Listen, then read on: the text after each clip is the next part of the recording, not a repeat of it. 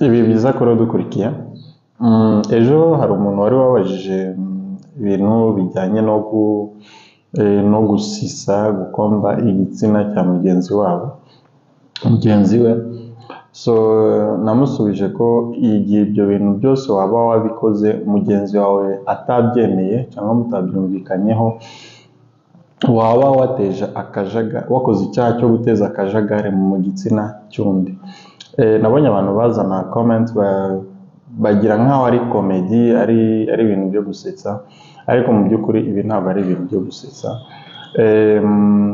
Ni ibintu bikunze kuba ku bantu bashakanye, ugasanga umugenzi washaka kugukorera ibintu bisa nk'aho bitemewe, bishobora kugugiraho ingaruka, cyangwa nawe ubwe bishobora kumugiraho ingaruka, ugasanga ibi ngibi biteza ikibazo. Akaba ari nayo mpamvu usanga abantu, iyo umugore avuze ko yahohotewe, ihohoterwa rishingiye ku gitsina ku mugore washatse, ugasanga abantu ntabwo bari kubyumva, bakabifata nk'aho ari ibintu bitabaho. Nyamara ibintu twebwe nk'abaganga turabibona. Umugore yahohotewe n'umugabo we mu bijyanye n'imibonano, ugasanga biteje n'ikibazo gikomeye cyane. Tufashe nk'iri tegeko ni itegeko ribaho neza, riri mu mategeko. Ugiye kurisoma waribona, aho bavuga ko igihe cyose wakoze ibintu utumvikanye na mugenzi wawe, ugakoresha yaba igitsina cyawe ukagishyira ahantu hatemewe, nko kugishyira mu kibuno cya mugenzi wawe, cyangwa ugakoresha ikindi kintu. Murabizi ko mu minsi ishize hari abantu bagiye bagaragara bafata ibintu bitabugenewe bakabishyira mu myanya yabo y'ibanga. Iyo umuntu agufashe nk'ikintu nk'icyo, nk'icupa, akarishyira mu myanya yawe y'ibanga mutabyumvikanyeho, birumvikana ko aba yateje akajagari mu myanya yawe y'ibanga, kandi icyo ni icyaha gihanwa n'amategeko. Ikindi, hari kesi twigeze kwakira y'umuntu yagiye kuryamana na bariya bantu bashaka amafaranga bakoresheje imyanya yabo y'ibanga. Abariya bantu rero bashaka amafaranga bakoresheje imyanya yabo y'ibanga, uwo muntu amaze kuryamana nawe afata inzoga ayishyira muri iyo ayisuka muri iyo myanya y'ibanga y'uwo muntu.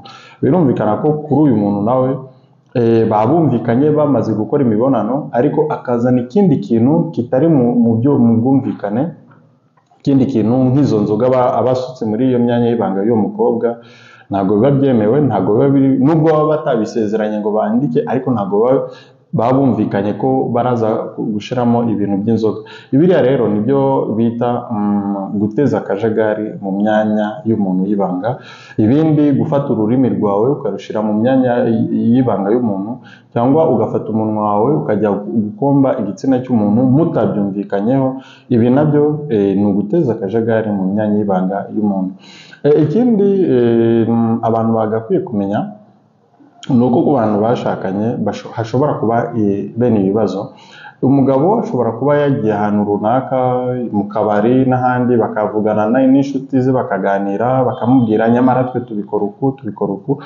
Ibyo yakuye iyo ngiyo, ibyo bamubwiye, akaza aje kubigerageza ku mugore we, atigeze anamusaba, anabimuganirizaho ngo yumve ko umugore abyemera cyangwa atabyemera. Ibi ngibi tuvuge nk'urugero rw'umuntu waje kuvuga ko igihe kimwe yararyamye nta kibazo afitanye n'umugabo we, maze agiye gukanguka saa 10 za mu gitondo asanga umugabo yamaze gutandukanya amaguru ye, ashaka kujya kumukomba imyanya y'ibanga kandi batabyumvikanyeho. Iri ni ihohoterwa rishobora kuba mu rugo. Umugore yaza kubivuga ugasanga abantu bamwise umusazi, kandi mu by'ukuri ari ihohoterwa yakorewe, kuko ibyo bintu byo gukombana ntabwo muba mwabiganiriyeho, nta nubwo muba mwarigeze kubikorana.